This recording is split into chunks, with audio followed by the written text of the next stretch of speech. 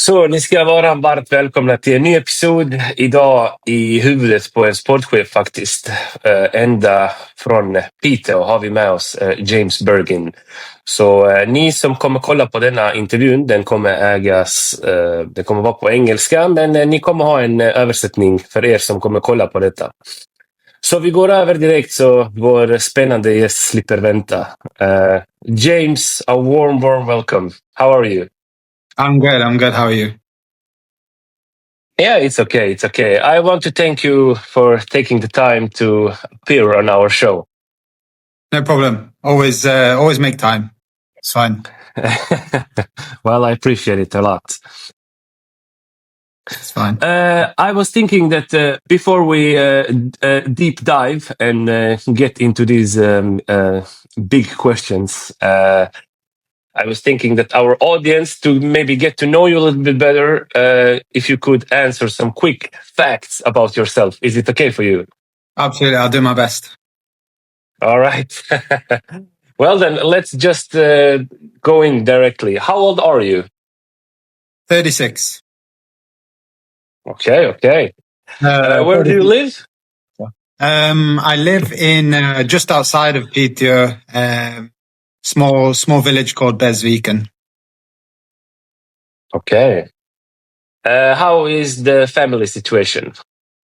Yeah, so I have a long-term Swedish girlfriend. That's part of the reason why I'm still here, of course. Been together almost 11 years now. And we have 2 kids together, a boy and a girl. Okay, lovely. Tell me your educational background. Sure. Obviously grew up in England, and we tend to leave school when we're a bit earlier in England. But I did all my called GCSEs exams, high school exams, and then I went on to do sort of A-levels, which is the next step when I was in my first professional football club. And then later on in my career, towards the middle of my playing career, I did a bachelor's degree in sport management and then a master's degree in sports psychology quite recently. Okay. Nice CV. What car do you drive? Quite a typical Swedish here, but Volvo V60. Okay. Tell me, what do you watch on the TV when you want to switch off from work? And I'm actually quite a big darts fan. Quite a British sport, but yeah, I like to watch darts. I like to play a bit of darts as well. But if we're talking like Netflix thing, it's more good like criminal theories or something, serial killer things or those sorts of things. So a bit dark, but yeah. No, it's okay. Tell me, what do you listen to music-wise? I have a few guilty pleasures. I like pop music. I like all kinds of music, but I always sort of end up going back to my classics, like the Westlife era, what I grew up with, and also like Robbie Williams, those kind of pop music. But more like modern. I like like Lewis Capaldi, those sorts of songs. And I'm a bit of a love song guy, to be honest. Okay. So. Emotional songs. Okay. Yeah. Things that evoke emotion. Yeah. I know. All right. Tell me, who was your idol when you were a kid? David Beckham, 100%. Okay. In football terms, David Beckham, and I think probably a lot of people my age around football probably had the same in England as well. So if I answer you the next question, what your favorite club is it going to be United or am I wrong? Well, it's sort of 2. I mean, if you're taking like the top teams, it's Man United, but my family is very Derby County orientated. My dad was a big Derby County fan. So I would say it's pretty even between those 2. And they're obviously not as big, but in the second league. So. Yeah, but it's still a classic club. So, yeah. Of course. But tell me, your biggest football experience you've been a part of? I think as a player, definitely it was being involved in the when I was at Swansea City. I was on the never made it actually to make an appearance in the Championship, but I was on the bench a few times. So I was on the bench against Nottingham Forest, which is obviously the biggest rival for Derby County. 33,000 people. That was, I mean, a really big experience for me in terms of my playing career. But I think that's right up there, to be honest. But of course, played in quite a few high pressure games. They're the ones that sort of stick out in your head when you've played against good players and players that have gone on to do really well. So, Okay. Tell me, in your opinion, what is the best looking football shirt and why?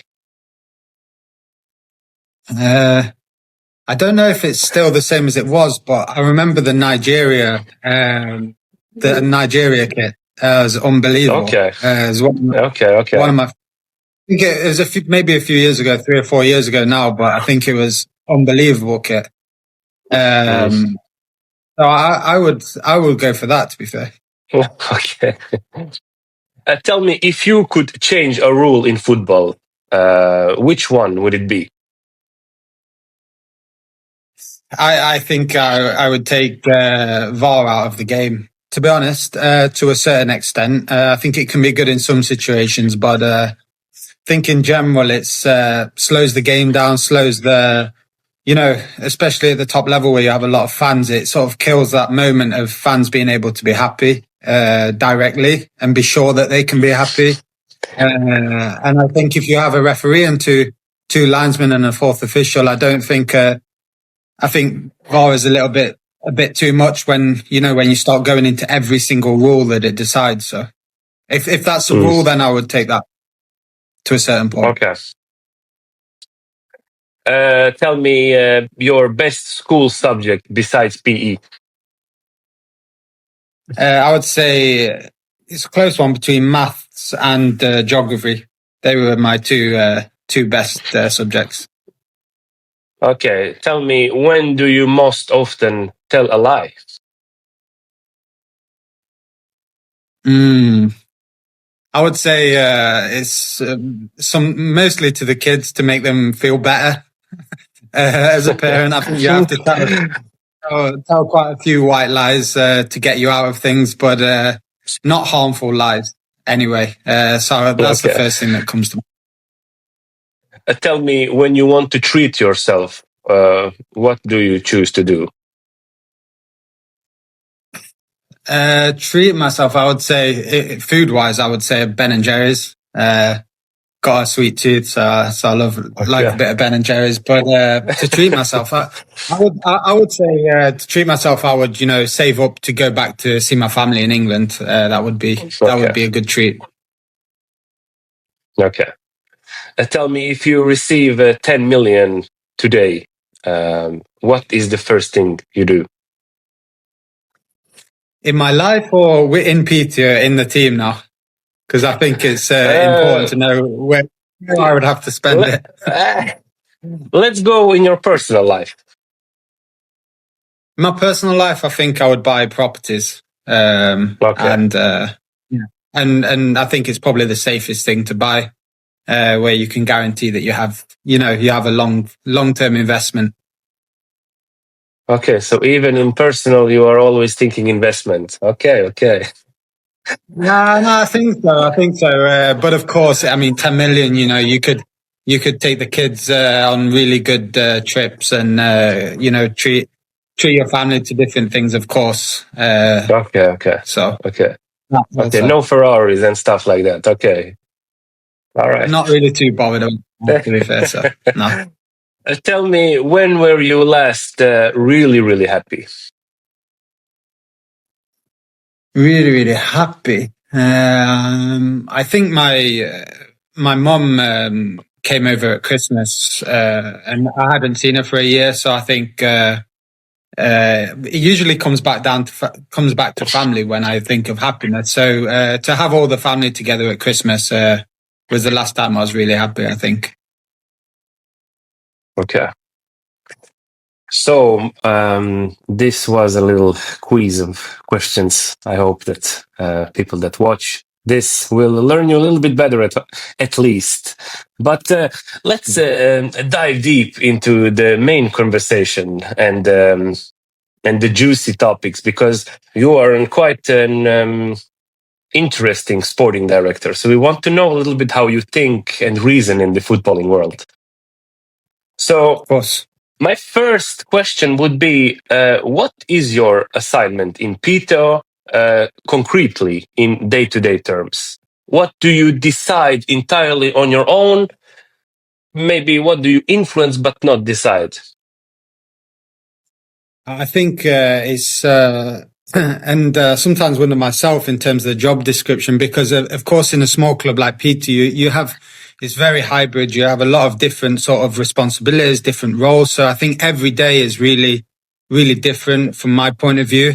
Of course, it depends where you are in the season as well. But I think in terms of deciding things myself, I think it's more those, taking meetings with players, because I really want to be hands-on. I really want to have a good relationship with players. So deciding those meetings, deciding how I approach a player and how I believe I can maybe help them with not necessarily just the football, but things around it also.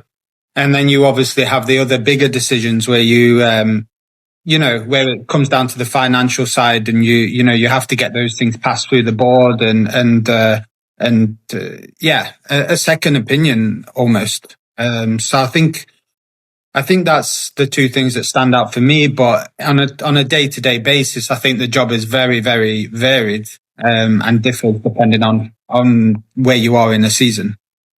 Okay. But tell me, what is the biggest misconceptions about the sporting directing role?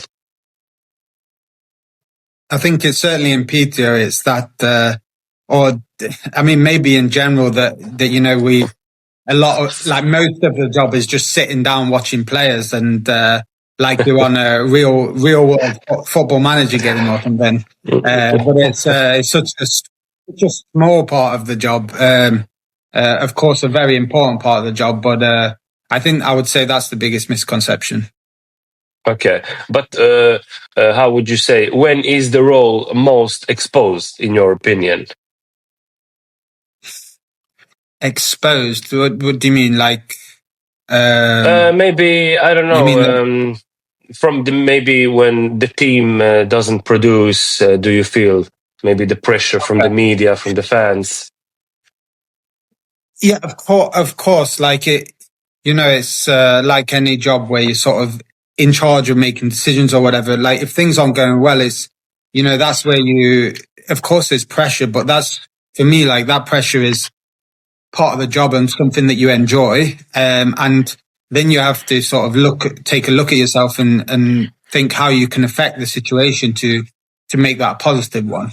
And it happens often. So. Okay. But tell me, without getting stuck in individual seasons, what is stable at Piteå Damer today, and what is still being built? What do you know you are as a club and environment, and what are you still working to become? Yeah, I mean, the club itself is a very well established club in Damallsvenskan. I think it's the 16th season now consecutively.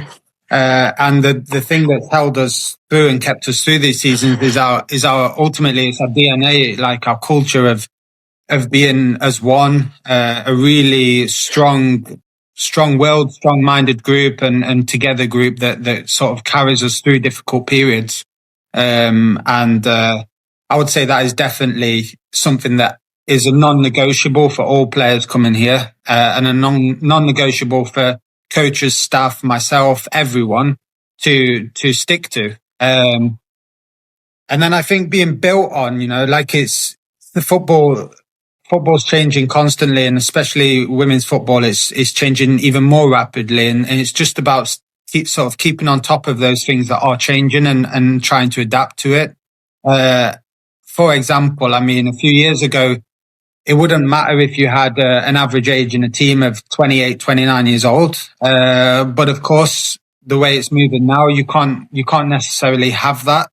You have to sort of have a mixture of potential players that you can sell on. So you need your 18, 19-year-olds. You need your 23, 24-year-olds that are coming into their peak as well.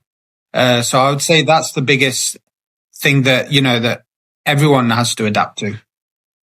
But tell me, if we go a little bit more deeper in your role when it comes to scouting, how do you scout as a sporting director? Where does this process begin? What order do you prioritize? Is it live to go watch live, or are you an Y Scout video type of guy? What do you prefer? How do you do? Yeah, no, I think before, obviously, all of that, you have to weigh up and look at your current squad that you're left with at the end of the season, and how many of those you manage to keep, so you can then go on to sort of identify the areas you need to strengthen. But I think from my point, in an ideal world, in a club, I would be able to go around to every game and watch players, because I think that is the optimal thing. And because you see so many different things when you see them live. A big thing for me is to meet the players also, and really get to know the players. Really, really important, as I spoke about, coming back to, being a P2 player. But I think Y Scout is always a good start. It's YouTube is definitely not a good start, because you can only see the absolute best thing. Y Scout, you have to, you can see a pretty good picture of a player. So you can look at when they lose the ball, the reaction, things like that. All different things like that is so important, of course. So I would say Y Scout's a good starting point. And looking at the statistics over the season, I'm not massive on statistics, but of course it plays a part. But tell me, how important is your personal network in scouting? What type of contacts matter most? But maybe the most important question is, how do you decide who is credible? I think that takes time. There's obviously some agents you can or contacts you can get a really good impression about straight away, and maybe they come to you first of all for help, genuine help, and then you can build trust in that way as well. So I think it's a tough question, because it does take time, and I would say that I have a few contacts that I really trust, and then there's ones that maybe you don't even need to build a relationship. It's about the player at the end of the day. You just it's about getting to the point where you can meet the player. Okay. But tell me, if we talk scouting outside Sweden and the Nordics, what regions are a realistic market for Piteå to start working with and to scout? Yeah, I think to be honest, there's quite a few. Of course, the Scandinavian countries are the ones that you should first look at, because it's where the football is the most similar. And then obviously we got 2 players in now from England, and that's more down to the similarity in the mentality, I think. There's a lot of history here of having American players, and that of course can work out well as well. So I don't really put too much weight into looking which countries. It's more about where they've played and the level played at, because you know yourself now. There's so many players. If you take a Finnish player example, doesn't mean they're playing in Finland. They can be playing in a different league. So it's just about sort of gauging the level of the league, and also and obviously taking away from that the level of the player. But of course,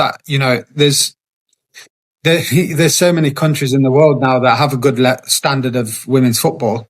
So it's about building relationships. And of course, I have strong relationships in England, because I'm English myself.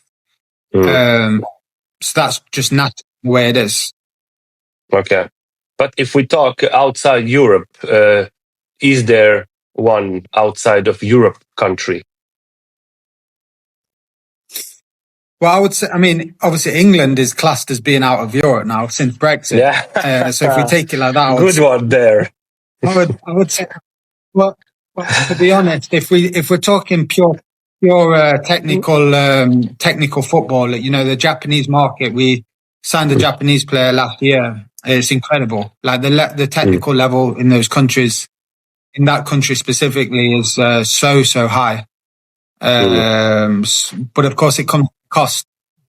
That's the reality. I think there's a lot of technically gifted players in Japan.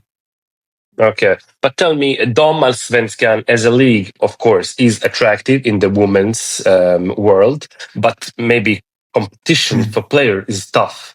How do you, as a sporting network, sell in Piteå to the player, so they want to come to Piteå?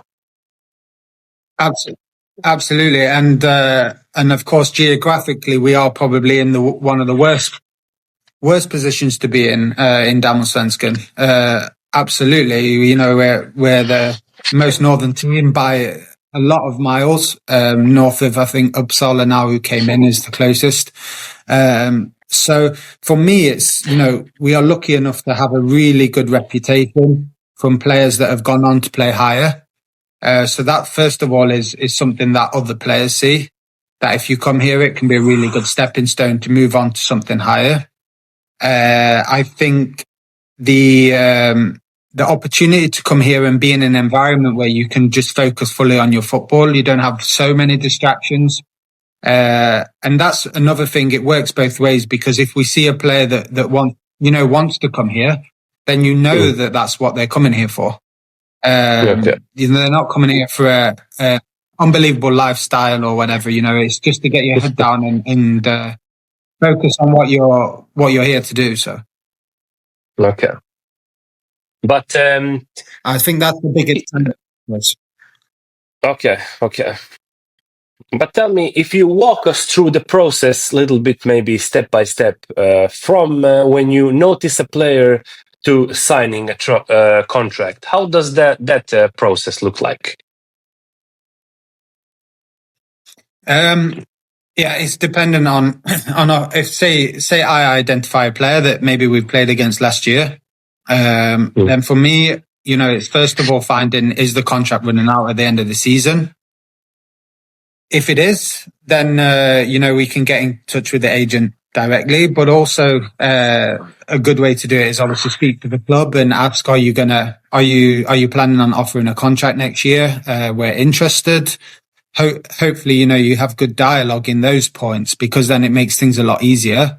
And then it's about being early. So if you can get in touch with the agent quick enough, and you know, like I said, for me, the biggest thing is getting a meeting, letting me present the club and the opportunity, and building that initial relationship. And then from there, it's just about, you know, if the player's interested and has other options, it's obviously about me presenting the club in a way that is the most beneficial to that player. And I won't do that if I don't believe that, you know, because I obviously know a lot about the club. I've been involved in the club a long time. And then from then on, it's about finding the right deal for the player, looking for apartments. That's also my job, along with the help within the club, and getting everything in place for the player to be happy here. And then obviously then it's a process when they get here to make sure, like an onboarding process to make sure they settle in. So I would say from start to that point, it's a quick overview of the process, really. Okay. One thing I didn't really envisage was having to deal with work permits and things like that. You know, and taking players to Skatteverket when they get here and things like that. But that's all part of the job that comes with it, for me at least. So. Okay. But from your job, if you go back and think, what is the fastest signing you made, and what was the longest? Quick facts, fun facts for us here. Yeah, I think I would say the fastest was our striker Amira from America. Yeah, we sold our striker quite late in the window last year, and then we had quite a quick turnaround. I think it was maybe possibly 72 hours of like selling the player and the player actually landing from America in Sweden. So it's quite quick. Okay. Okay. All right. That was fast. Yeah. Okay. Yeah. And I think the longest was probably probably in the same window last year of our Japanese player Shiho, who came over. Took a while. The player we really wanted, of course, could see directly she was going to be a good addition to the team, and that took a few weeks at least to get everything sorted there. Okay. Thank you for sharing. Tell me, regardless of position, what core criteria do you always look in a player? Do you look to the mentality, learning ability, physical availability? How do you think about this? What?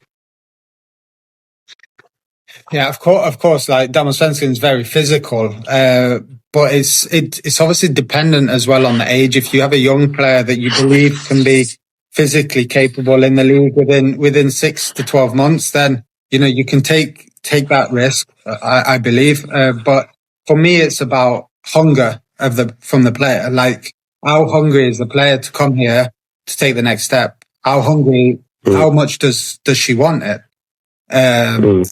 As such a big part, I think.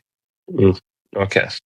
So it's more I would say, the personality over the attributes in a way. Okay. But tell me, which attribute is most underrated in a recruitment, would you say? The ability to adapt to situations. Again, I'm not using really like technical abilities on a player here, but I think the ability to adapt, because that's what separates a player from having a good career to having a very, very good career. And to be mentally tough through different adversities. So. But tell me, if we talk a little bit about squad philosophy, how you build a team. When you build a squad, I know when you come into a club, you inherit a squad. But when your work starts in the process, how do you think when you build a squad? Do you think in position, roles, or the whole? Yeah, I think you have to think as a whole. Because I mean, of course, you can sign for example, a really, really fast player. But if there's no end product on a fast player, then your strikers aren't going to score. If you sign a winger, for example, that's rapid but can't cross the ball, then the connection's not there. Like directly. So it's about how the players you bring in can positively affect the players that you already have. Okay, but tell me, what is your ideal balance between academy products and external signings? Do you have a percentage that you want to have own grown players? Do you have maybe you have to have 30%, or how does the philosophy look? I think in an ideal world, you would definitely have 30%, or at least. I think in an ideal world, you would be bringing 2 or at least 3 up every year. But of course, we're quite restricted in Piteå. We're really working hard now on trying to pull in the best players from the north of Sweden. Then we can open up our network a lot more and obviously build on those percentages. So in an ideal world, absolutely, you bring as many through as possible. But we're also aware of the fact of the step from under 19s to Damallsvenskan is very, very big. So in order to do that, we're setting up what do you call, like collaborations with other teams, like in Division 1 or Elite Etten to try and shorten that step for those players, so we can have them contracted to us, but we can send them to those clubs to sort of, close that gap over time. But in your mind and your club's philosophy, do you work with the local identity of the player? So the people that come to the stand and watch the game, so they think, there is a player that I know from my neighborhood. I know her as a little kid. So they have a connection with the players, if you know what I mean in the question. It's absolutely, it's so important, that is. And if you look at our current squad, we have a few players that have been here a long time, which of course creates that connection. But there's nothing better than having a own product come into the first team and do well, because obviously that creates so much more engagement from the fans, and also encourages other younger girls from outside to want to come here. So I would say we're constantly on the lookout for 14, 15-year-olds who have potential to make that progression. Absolutely. But like I say, it's quite restricted if we just take Piteå, since we only have 40,000 people. How does the academy and the A team, the bridge, how does that look like? How do you work? How does the development pathway look? Yeah. So we look to try and give our F19s the same sort of environment as the first team in terms of facilities and in terms of having a full-time coach, giving them that sort of, take them away from the local football feeling towards a more elite environment. And, it works both ways. We expect them to give us that back, that effort and that sort of dedication. And then, if a player is doing consistently well in the under-19s, then they'll get the opportunity to train with the first team as long as we think they're ready. And then see how they deal with that environment. If they deal well with the environment, we'll up the training a little bit more.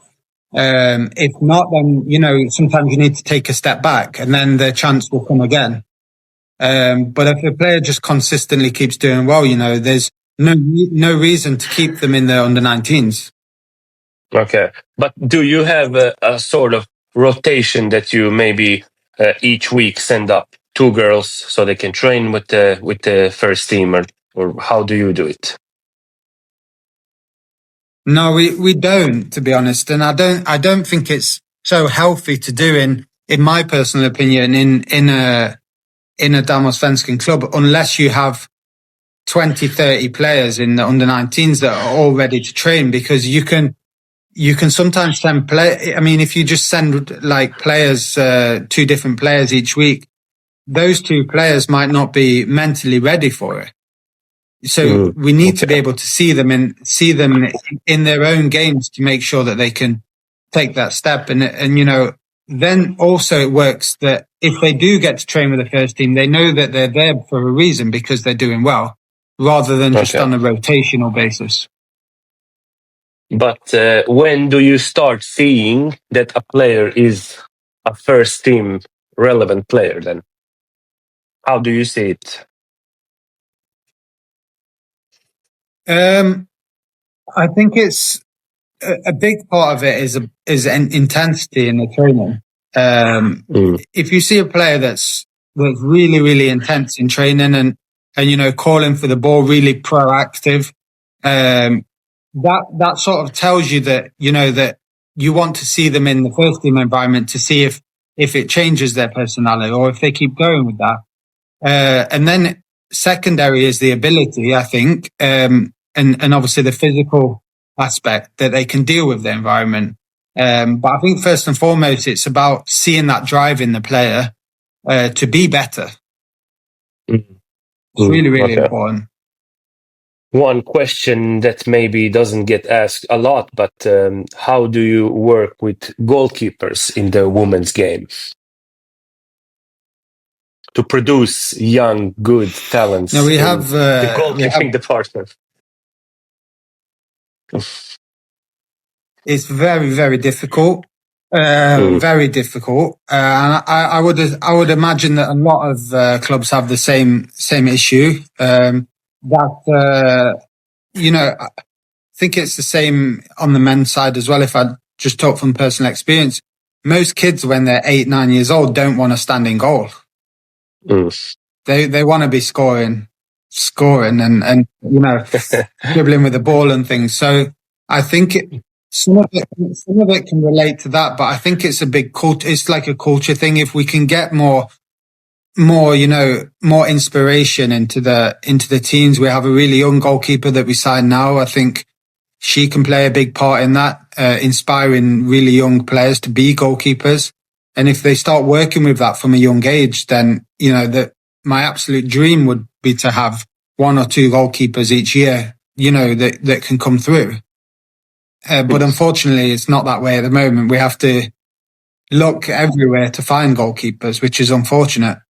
You already told me a little bit about that you maybe loan out players to other clubs, but do you have, how can I say, do you have deals with other clubs that take your players that maybe are not good enough for Damallsvenskan, but maybe are too good for F19? Yeah, so we actually have a collaboration with norra, who were in Elite Etten last year and went down to Division 1 now, unfortunately, because I think if they'd have stayed in Elite Etten, it's the absolute perfect scenario for us. We had Evelina Morberg, who's our current player now, who came back from a long-term ACL injury last season, and she needed to play. And we loaned her out to norra, and she scored 4 or 5 goals and came back to us. And so that's the perfect scenario. And in an ideal world, you know, I think Division 1 senior level is still a step up from F19, so it's still a good thing for us. All right. But if we talk a little bit about the staff and the head coach, you enter 2026 with a coach that has worked there 1 year now, or Fredrik Berardsson. Tell me, why did you choose him as a trainer? To be honest, I came in after he signed. Okay. So, yeah. But at the same time, and he won't mind me saying this, at the end of last year, you know, there was an option to not carry on, for example. But I believe that under the year and like any coach who comes into Damallsvenskan, you need that time to adapt to the culture, adapt to the players. And he really did that. And after the summer, we started working really, really well. I believe that things will just hopefully go from strength to strength from last season. He has a lot of strengths, really good man management, and just a good leader. So I'm really looking forward to this season.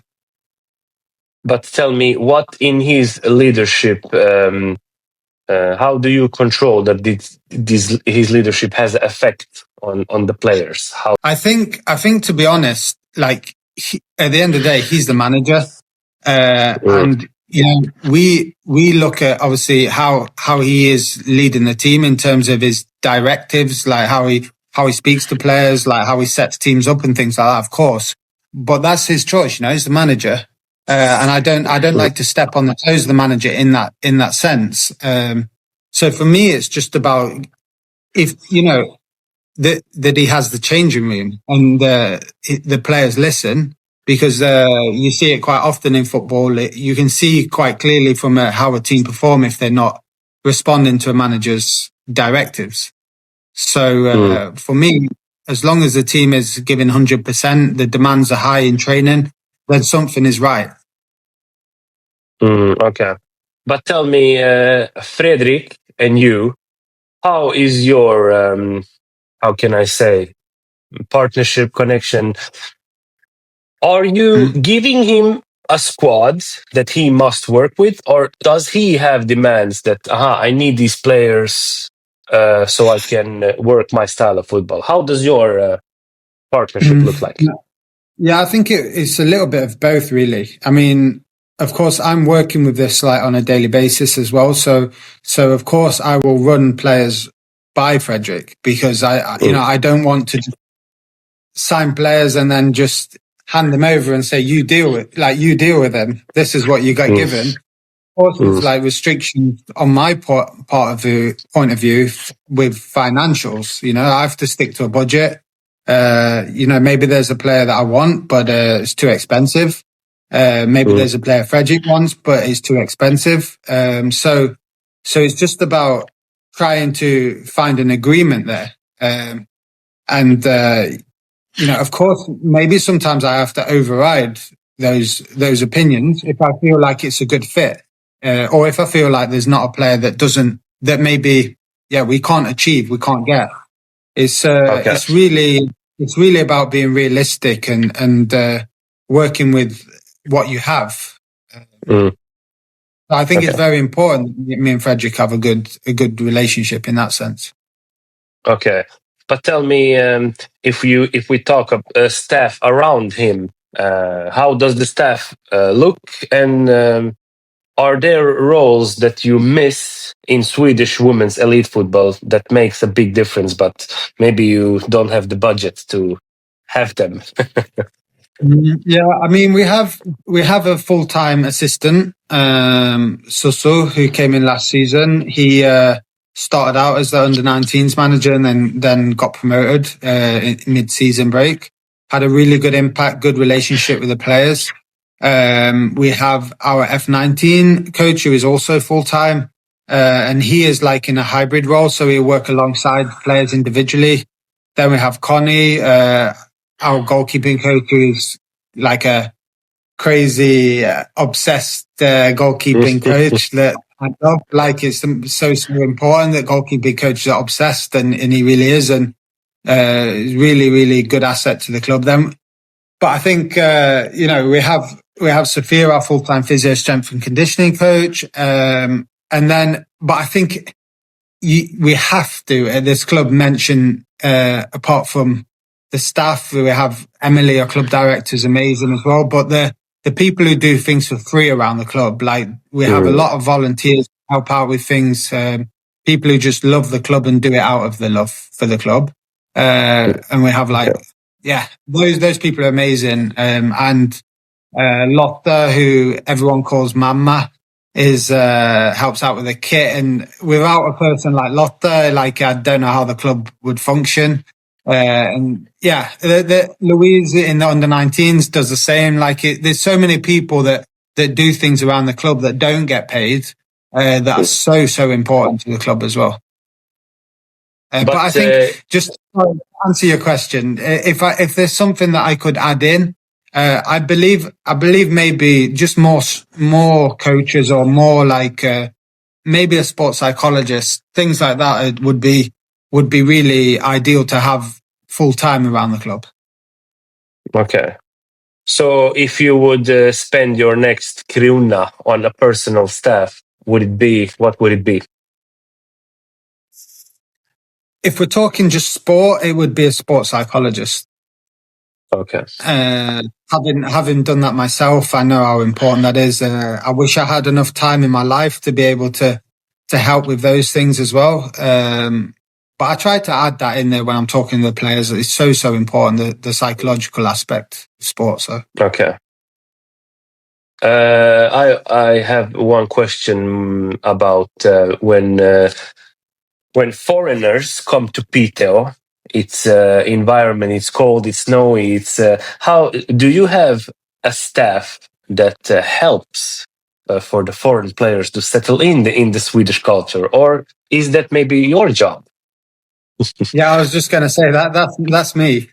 But I think, I mean, of course, the initial part is me. I would say so, and I've been through that experience as well as a player. So I think it helps. But of course, going back to people like Lotta in the club, and people working around the club. Also, the players. The players are unbelievable with things like this, welcoming players and including them into the team. So I think it's a job of everyone who's involved in the club.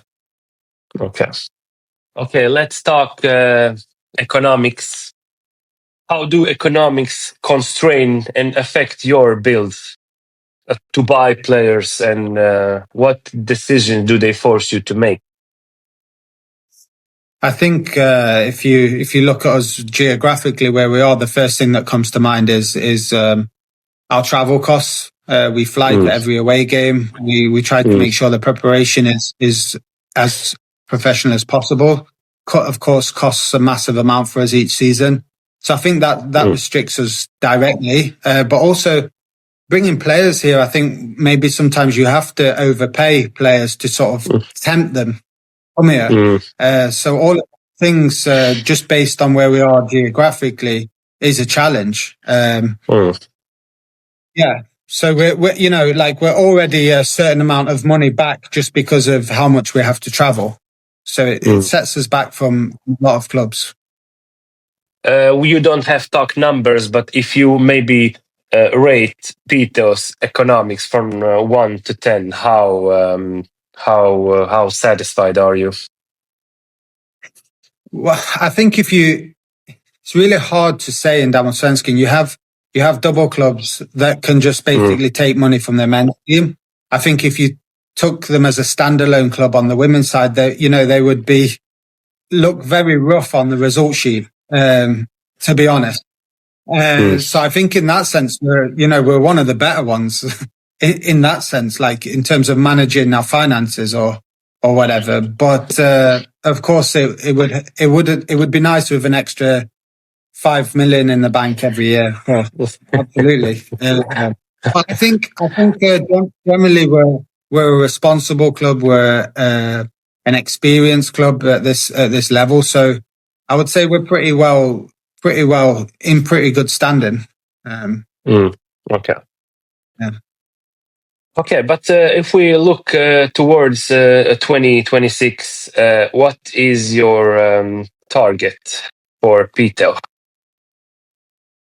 in the league? I think, I mean, it's a very competitive league. Obviously, it's quite dependent on how you start as well.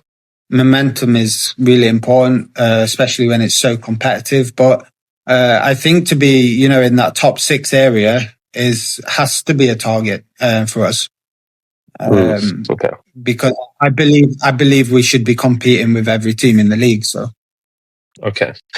Tell me, when it comes to the squad, are you settled or do you have holes to fill? We have one space, potentially 2 later down the line. But just one space to fill, and that's should be hopefully complete by the time this interview goes out. Yeah. Okay. Any specific position? You don't have to reveal names. Is it offensive, defensive? No, we need I would say we need one more defensive player just to give us just to strengthen us up a little bit. Okay. What demands and expectation do you have personal from the board 2026? From the board, I wouldn't say in terms of where we need to finish any demands, but of course, there's demands that we when we turn up out onto the pitch that we look like a Piteå team, that we're there to work. We're there to put a shift in day out in training, have those high demands day in, day out. So I think if, that's probably the demands that I have on myself as well as people around me, that those players that come in can do that. If we do this interview again in a year, what do you want to be able to say that you and Piteå put in place? I think that hopefully we have a more depth in our squad, and it shows over a season that more players can not just pick up points but positively affect games, and that maybe we're more exciting, if you call it that, as a team, that we can hurt teams more, but also that that we have that same DNA that's always been there in the squad. So important. So I don't think massive changes or anything drastic. It's just about taking small steps. Okay. In your opinion, who is going to be the best Piteå 2026 player? And one joker that will bloom out that we don't know about, maybe. I think it would be. It's hard. I mean, we have a lot of players that can potentially do really, really well, but it's hard to say. But I believe Amira, our striker, is going to give us a season that I expect will surprise people. But we have some young players that I think could bloom out as well. So and do really well. Okay. But I don't really want to put names on it. So okay. And last question: what is your message to your fans and everybody that will come to the games? What would you have? What would the message for 2026? Just to keep standing by the team as they always do, and there's so much positivity in the town, and it really feeds off into the group. And hopefully we can have more fans than we did last season and get us back to those top 3 attendances in the league. Okay. So I want to thank you personally for taking the time. I know you probably have a hectic schedule. I really appreciate it. Thank you very much for joining our show today. No problem.